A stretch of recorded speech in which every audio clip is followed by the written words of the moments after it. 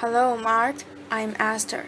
My student number is S0241044. I am junior. Today I'm going to read a TED Talk. Regina Hartley. Why the best hire might not have the perfect resume.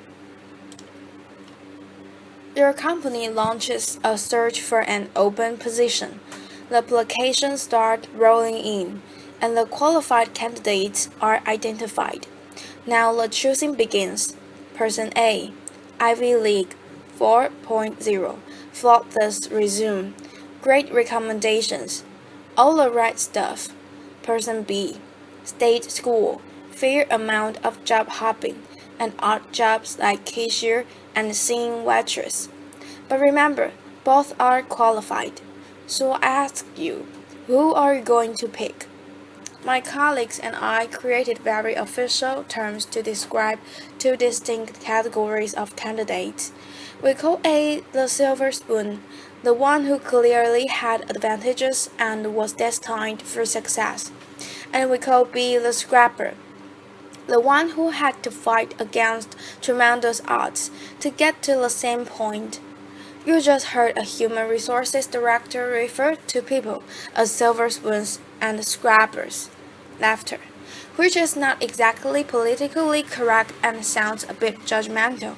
But before my human resources certification gets revoked.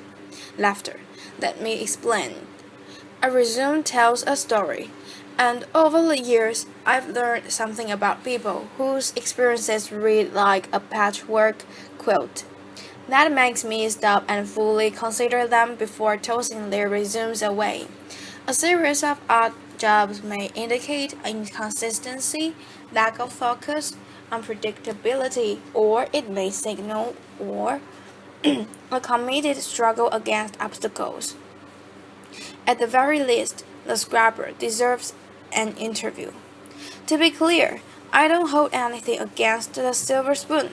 Getting into and graduating from an elite university takes a lot of hard work and sacrifice. But if your whole life has been engineered toward success, how will you handle the tough times? One person I hired felt that because he attended an elite university, there were certain assignments that were beneath him, like temporarily doing manual labor to better understand an operation. Eventually, he quit. But on the flip side, what happens when your whole life is destined for failure and you actually succeed? I want to urge you to interview the scrapper. I know a lot about this because I am a scrapper. Before I was born, my father was diagnosed with paranoid schizophrenia, and he couldn't hold a job in spite of his brilliance. Our lives were on part cuckoo's nest, one part awakenings and one part a beautiful mind. Laughter. I'm the fourth of five children raised by a single mother in a rough neighborhood in Brooklyn, New York. We had never owned a home, a car, a washing machine, and for most of my childhood, we didn't even have a telephone.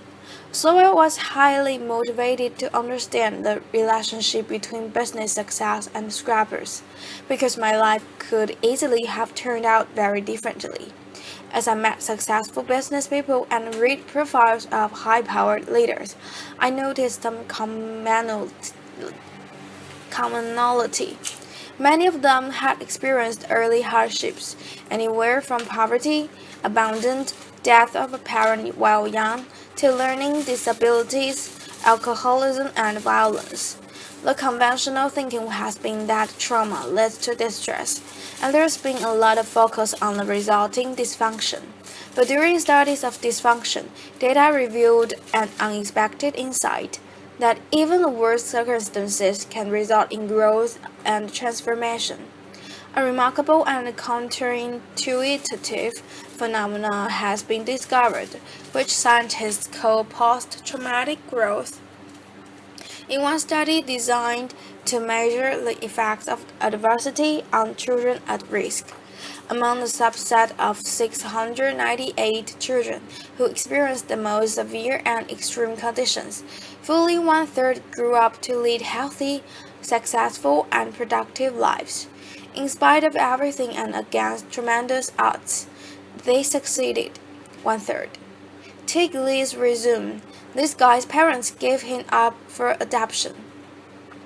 He never finishes college. His job hops quite a bit. Goes on a sojourn to India for a year, and to top it off, he had dyslexia. Would you hire this guy? His name is Steve Jobs.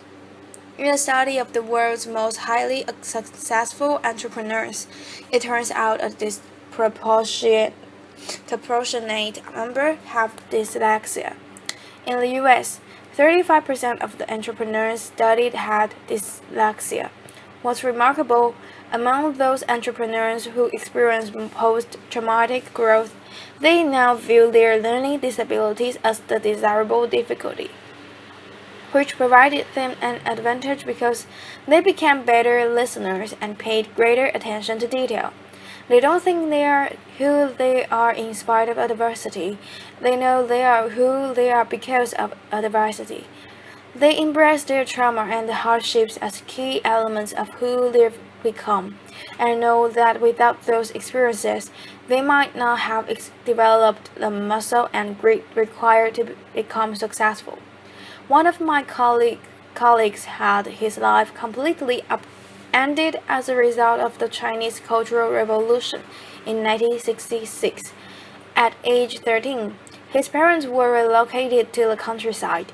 The schools were closed and he was left alone in Beijing to fend for himself until 16, when he got a job in a clothing factory.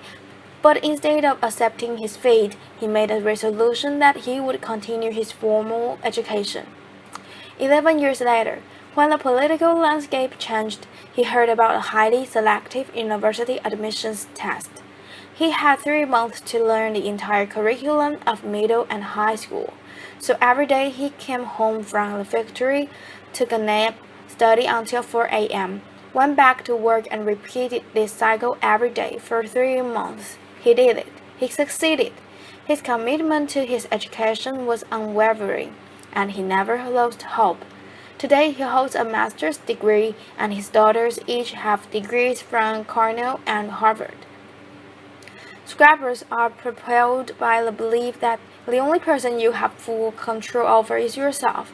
When things don't turn out well, scrappers ask, what can I do differently to create a better result? Scrappers have a sense of purpose that prevents them from giving up themselves. Kind of like if you've survived poverty, a crazy father and several muggings, you figure business challenges. Laughter. Really? Piece of cake, I got it. I got this. Laughter. And that reminds me, humor. Scrappers know that humor gets you through the tough times, and laughter helps you change your perspective. And finally, there are relationships. People who overcome adversity don't do it alone. Somewhere along the way, they find people who bring out the best in them and who are invested in their success. Having someone you can count on no matter what is essential to overcoming adversity. I was lucky. In my first job after college, I didn't have a car, so I carpooled across 2 bridges with a woman who was the president's assistant. She watched me work and encouraged me to focus on my future and not dwell on my past. Along the way, I've met many people who've provided me brutally honest feedback, advice, and mentorship. These people don't mind that I once worked as a singing waitress to help pay for college. Laughter. I'll leave you with one final valuable insight. Companies that are committed to diversity and inclusive practice tend to support scrappers and outperform their peers. According to Diversity Link, a study of the top 50 companies for diversity outperformed the S&P 500 by 25%. So back to my original question, who are you going to be bet on, silver spoon or scrapper? I say choose the undermasted contender, whose secret weapons are patience and purpose. Hire the scrapper. Applause. This is the end of the recording. Thank you.